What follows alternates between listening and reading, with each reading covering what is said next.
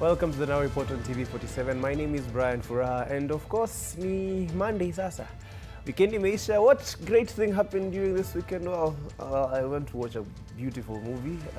The other information is not very necessary.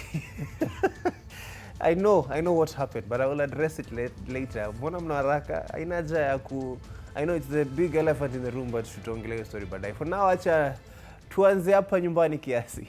Motorists in Kenya capital face a steep hike in operational costs as City Hall signals a plan to raise daily parking fees from 300 shillings to a minimum of 535 shillings. According to the newly unveiled Nairobi City County Government tariffs and pricing policy, the revision is calculated around a 10-year asset recovery framework, establishing 535 shillings as the true baseline cost to provide and maintain a single parking slot. Now, rather than a flat increase, the county is introducing an aggressive zonal matrix.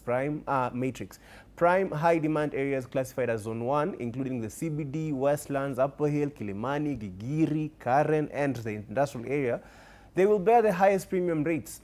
While revenue officials clarify that the final tariff adjustments must first clear public participation and be formally enacted through the Annual Finance Act, the framework establishes a firm administrative foundation to maximize Nairobi's internal collection through 2030. And honestly, again, that's quite a steep hike. I'd like to believe most people think the same. But anyway, kila mtu na mfuko wake.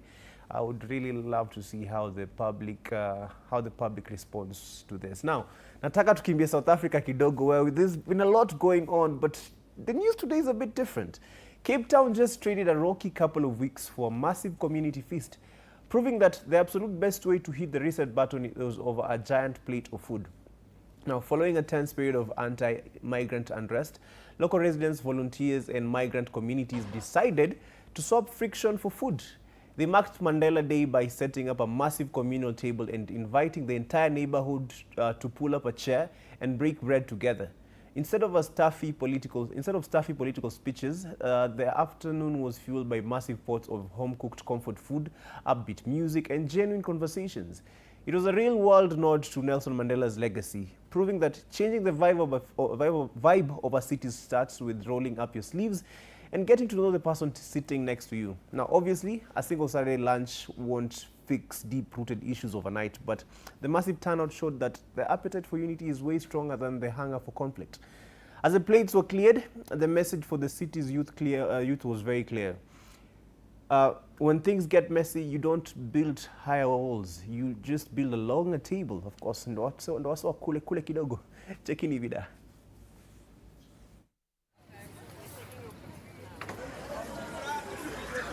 Mandela must be turning in his grave that we would be upset with him. It is not our South Africa that we actually fought for and that ultimately led to the release of Mandela. As I said earlier, Mr. Mandela is for all citizens of the world, all citizens of Africa. So we're all opposed to that. It's a small minority fringe that postulates that position, but we all want everybody. We're all God's kids at the end of the day. We're all God's children, whether we're from South Africa or whether we're from Central Africa or Northern Africa. Mr. Mandela, President Mandela, has given a lot of service to South Africa, and he was always a uniting figure, and he always pushed that the poor and those underprivileged people be looked after by everybody, and he never left anybody behind. He embraced everybody, whether you were from any race group, from any religion, from any sector of South African society, and he actually brought this country together as one in 1994. Well, it's refreshing to see some positive news coming out of South Africa, honestly, Drew. Of late, especially for immigrants. So this is actually quite positive news, and hopefully it's a start of something beautiful, not just something that is being done because of Mandela Day, but something, maybe it will last longer than that. I truly hope so, especially for the people who are going through a lot in South Africa, the immigrants. Now, a massive search and rescue operation is underway off the coast of Guyana after an aging coastal ferry carrying more than 100 people capsized in the Atlantic Ocean. The MV Barima, a vintage vessel built in 1939, departed the capital of Georgetown on Saturday afternoon, bound for the inland jungle destination of Port Kaituma in the oil-rich Essequibo region. Disaster struck roughly 8 hours into the voyage when the ferry was blindsided and flipped over by a massive wave, leaving sleeping passengers to fight for survival in pitch black waters.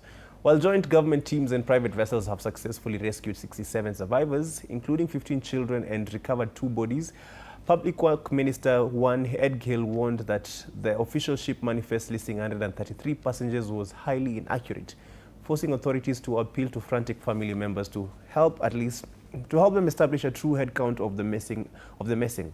Adding a troubling layer of controversy to the unfolding maritime tragedy, Prime Minister Mark Phillips confirmed that a formal investigation has been launched into the incident after 2 of the rescued crew members tested positive for cannabis. 2 rescued crew members tested positive for cannabis during medical examinations conducted by the healthcare personnel. And you would agree with me that these are deeply concerning and shocking developments. Since we have this compromise position of the manifest not being a true reflection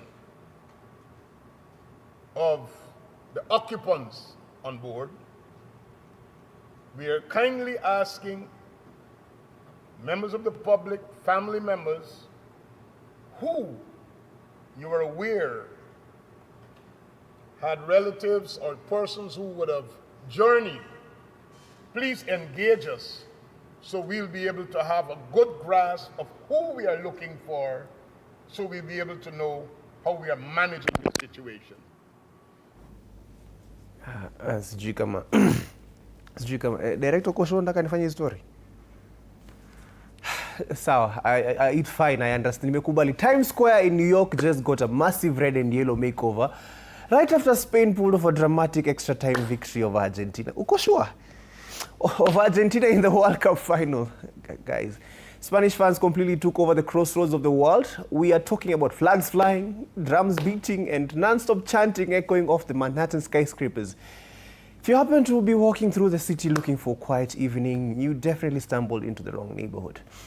The match itself was an absolute cardiac arrest for everyone watching. Now, after 90 minutes of pure tension, the game pushed into extra time before Spain finally broke the deadlock, snatching the trophy right out of the defending champions. Remember, they were champions. The name is still their champions.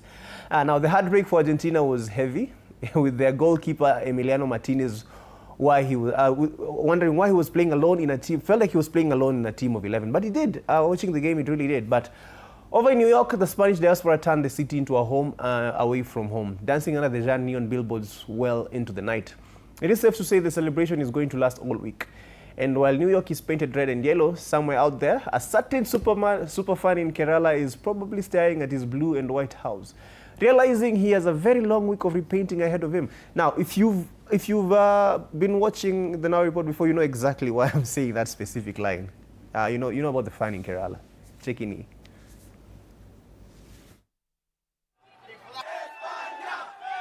As for Lamine Yamal, I'll admit I was expecting a bit more from him, but he played a very good game. He beat his man on the wing and drew defenders in. It was a great performance from Lamine Yamal, and that's coming from a Madrid fan. I did. I spoke to Spain, and I congratulated them on having a great team. I really spoke to a lot of people. I have no tension with anybody. I think they both played well. I would say Spain played better, really. But they both played well. I mean, they got to the finals, and it was very exciting, actually. It looked like Spain dominated, but it was a very close match. So it was great. It was a great event. I hope, Mr. Director, you're happy about that. Yes, Spain walishinda, nimekubali. Honestly, guys, come on, watch your game. Let's be real. Watching the game, Spain looks like they actually wanted to win the game. That's the thing. I'm speaking as an Argentina fan here. They never dropped back. Defensively, they were very solid. Attacking-wise, they were very solid. Argentina, on the other hand, walikuwa wanakani kama wanataka tu kutulia huko nyuma. That is pretty much what they did. and I very much expected them to maybe in the 80th minute stand up and start doing what they normally do, start attacking, but wapi. ni kama walikuja. How do you play a whole 90 minutes with no shot on target? Actually, no shots and no shots. 0-0. I was watching those stats and I was so shocked.